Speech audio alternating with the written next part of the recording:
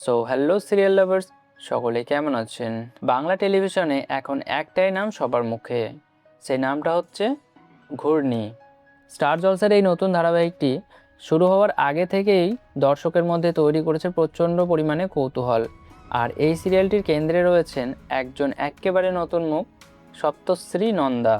আজকের এই ভিডিওতে আমরা জানব কে এই সপ্তশ্রী নন্দা, কোথা থেকেই বা এলেন তিনি, এবং কীভাবেই বা এত অল্প বয়সে স্টার জলসার নায়িকা হলেন।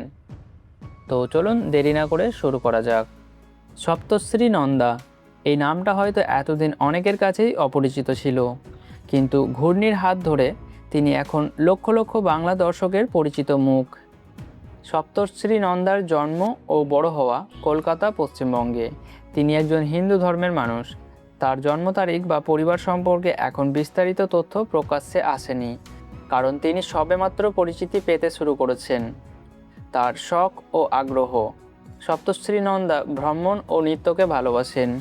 এই দুটি শখ তার ব্যক্তিত্বকে আরও বর্ণময় করে তোলে।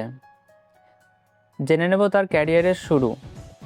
টেলিভিশনে আসার আগে সপ্তশ্রী নন্দা তার ক্যারিয়ার শুরু করেছিলেন মিউজিক ভিডিওতে।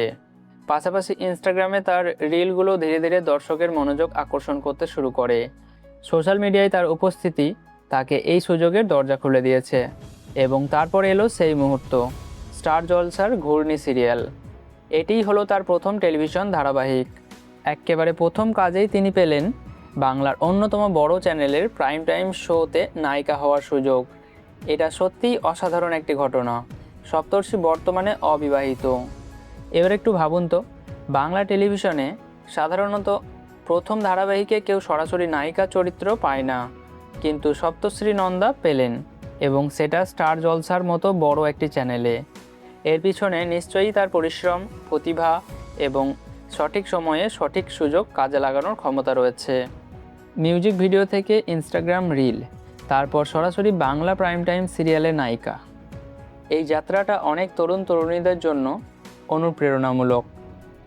ঘূর্ণির গল্পে যেমন এক তরুণী ক্রিকেটার সব বাধা পেরিয়ে তার স্বপ্নকে ছুঁয়ে দেখায়, বাস্তবেও সপ্তশ্রী নন্দার নিজের যাত্রাটা কিন্তু সেই গল্পের থেকে খুব একটা বেশি আলাদা নয়। তো ফ্রেন্ডস, এইটাই ছিল স্টার জলসার ঘূর্ণি সিরিয়ালের নায়িকা সপ্তশ্রী নন্দার সম্পূর্ণ বায়োগ্রাফি। আমরা আশা করি তিনি আরও অনেক দূরে যাবেন এবং বাংলা বিনোদন জগতে নিজের একটি বিশেষ জায়গা করে নেবেন। যদি ভিডিওটি ভালো লেগে থাকে তাহলে অবশ্যই ভিডিওটিকে লাইক করুন, কমেন্টে জানান ঘূর্ণির অভিনয় আপনাদের কেমন লাগে, এবং চ্যানেলটি সাবস্ক্রাইব করতে ভুলবেন না। পরবর্তী ভিডিওতে আবার দেখা হবে। ততক্ষণের জন্য ভালো থাকুন, সুস্থ থাকুন। ধন্যবাদ।